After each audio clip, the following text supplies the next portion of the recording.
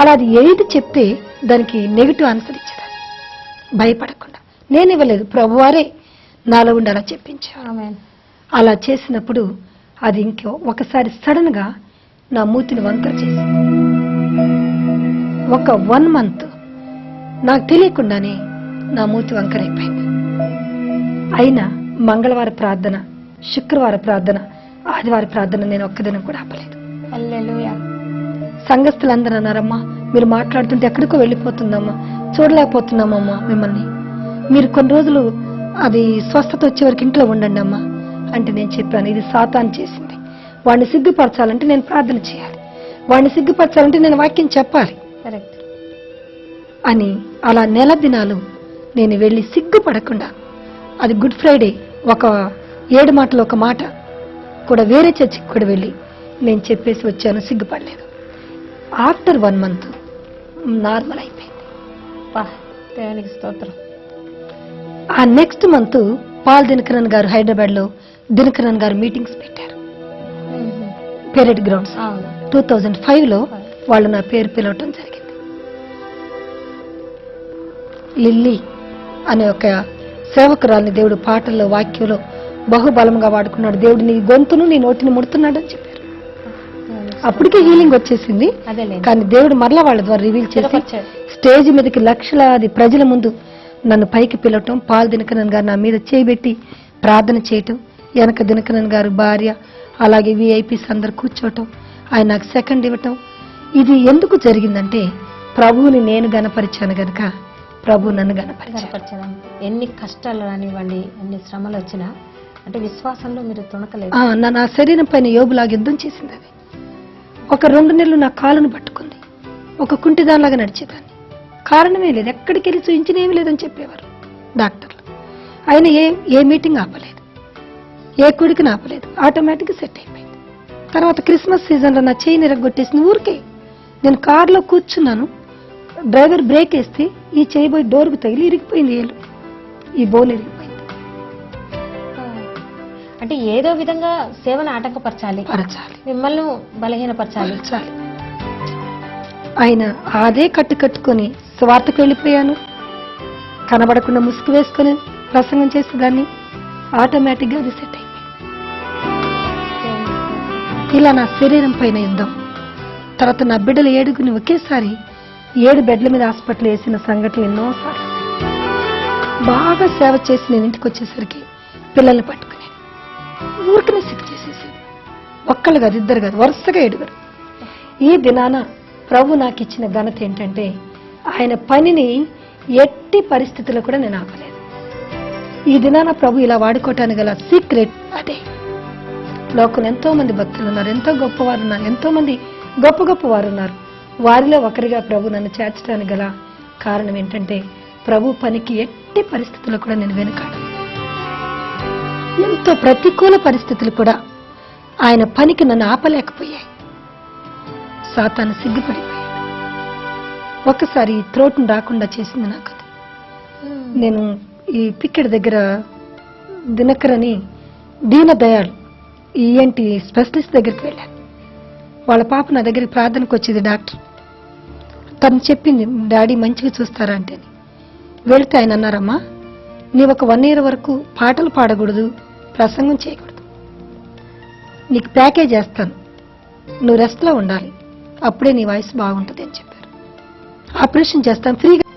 వద్దు ప్రభా, నువ్వు బాగు చేయలేవా, నీకు అసాధ్యమైంది ఏమి లేదు కదా, నేను ఈ జీవితం జీవించను, ఇలా చనిపోయినా పర్వాలేదు, నేను నీ మంగళవారం ప్రార్థన నడిపిస్తాను, శుక్రవారం నడిపిస్తాను, ఆదివారం పాటలు పాడతాను, ఈ మాత్రం నేను మానను, ఒకవేళ నీ మధ్యలో చనిపోయినా ఇష్టమే, నేను మాత్రం ఇలా ఉండలేను ప్రభా, నువ్వు హీల్ చేస్తే హీల్ చేయి, లేకపోతే అదే స్వరంతో వెళ్ళి అయినా నిన్ను స్తుతిస్తాను అని నేను మొండిగా అలా వెళ్ళి స్తుతించి 1 నెల తర్వాత ఆయన దగ్గరికి వెళితే నీకు ఆపరేషన్ అవసరం లేదని చెప్పాడు. చూసారండి, అలా దేవుని కార్యాలు ఎన్నెన్నో నా జీవితంలో అద్భుతాలు. అవునండి, నేను అనుభవించాను. 118వ కీర్తన 21వ వచనం ప్రకారం నేను చావను సజీవుడనై యెహోవా క్రియలను వివరిస్తానని, ఆయన క్రియలను వివరించుట కొరకే నన్ను, నా భర్తను, నా బిడ్డలను దేవుడు బ్రతికి ఉంచాడు నేటి వరకు. ఇది మాత్రం 100% ట్రూ అనమాట. అంతే. ఇది మొన్న రీసెంట్ గా మీరు స్టేట్స్ కి వెళ్ళారు అవును. కదా సిస్టర్? అంటే అవును. ఏ విషయంలో వెళ్ళారు?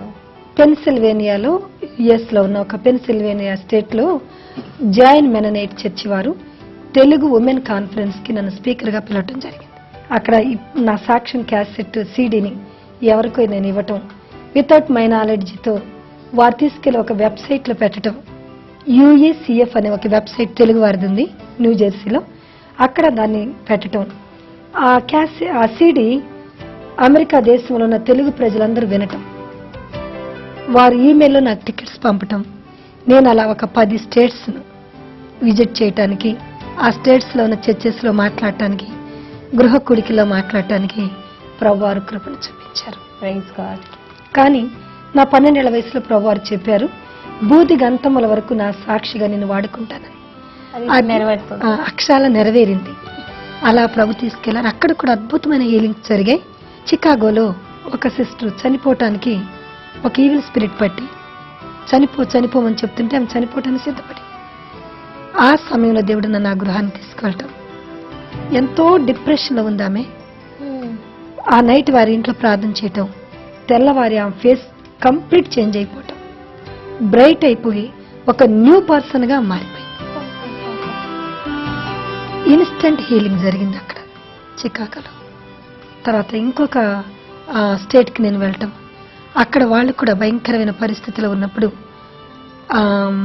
భార్యాభర్తలు ఇద్దరి మధ్య మిస్అండర్స్టాండింగ్స్, చిల్డ్రన్ లేరు, భయంకరమైన పరిస్థితుల్లో వాళ్ళు ఉన్నారు. ఇంకా ఆల్మోస్ట్ అలా పాప సూసైడ్కి సిద్ధపడతారు. ఆ సమయంలో దేవుడు నన్ను అక్కడ తీసుకెళ్ళాడు.